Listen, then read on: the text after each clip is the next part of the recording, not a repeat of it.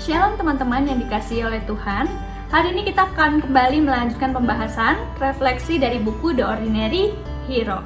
Hari ini kita akan membahas dari bab 9 sampai bab 12 yang berjudul Pola Salib dan Kebangkitan, Penderitaan diikuti oleh Kemuliaan.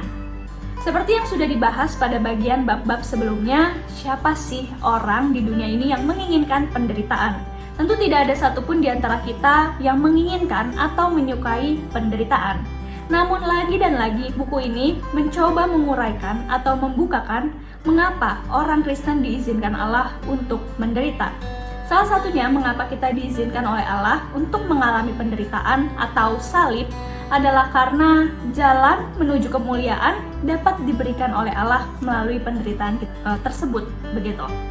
Namun tunggu dulu teman-teman, bahwa salib atau penderitaan yang terjadi di dalam hidup kita tentu bukanlah sesuatu yang secara sengaja kita lakukan atau kita cari-cari, melainkan memang terjadi di dalam hidup kita karena ketaatan yang harus kita lakukan kepada Allah. Nah, rekan-rekan yang dikasihi oleh Tuhan, apa sih penderitaan yang saat ini Tuhan sedang izinkan di dalam hidupmu? Terkadang di dalam kondisi kita sebagai manusia, kita tidak tahu apa maknanya, atau bahkan kita tidak tahu apa apresiasi yang akan diberikan oleh Allah kalau kita berhasil melewati masa sulit tersebut.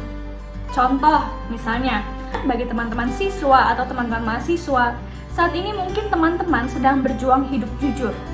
Namun, bukannya didukung oleh sekitarmu, justru engkau malah dijauhi oleh teman-temanmu.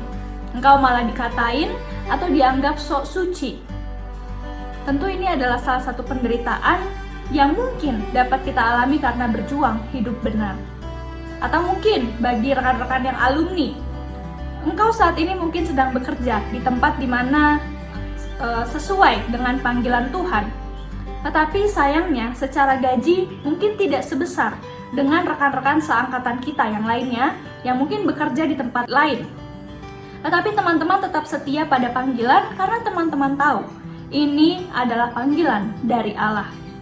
Di saat mungkin teman-teman seangkatan kita yang lainnya sudah bisa membeli rumah sendiri, mobil sendiri, atau mungkin memiliki gaya hidup yang mahal, teman-teman justru sebaliknya. Karena teman-teman setia, berjuang, mengerjakan, dan taat kepada panggilan. Ini adalah salah satu contoh kecil apa makna dari menderita di dalam mengikut Kristus. Tentu dalam bagian lainnya kita bisa melihat misalnya ada orang-orang yang sampai mengalami penganiayaan atau pembunuhan atau hal-hal yang mengerikan lainnya karena mengikut Kristus. Terkadang di mata kita sebagai manusia kita tidak melihat apa apresiasi yang akan kita dapatkan kalau kita berjuang hidup benar.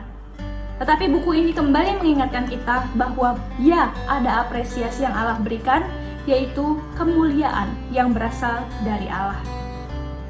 Kita dapat bersukacita di tengah penderitaan, karena ketika kita berpartisipasi dalam penderitaan Kristus, kita menemukan jaminan bahwa kita akan mengambil bagian di dalam kemuliaan Kristus. Salah satu ayat yang dibukakan juga di dalam buku ini, yaitu dari Yakobus 5, ayat 7-8. Aku bacakan untuk kita semua. Karena itu saudara-saudara bersabarlah sampai kepada kedatangan Tuhan.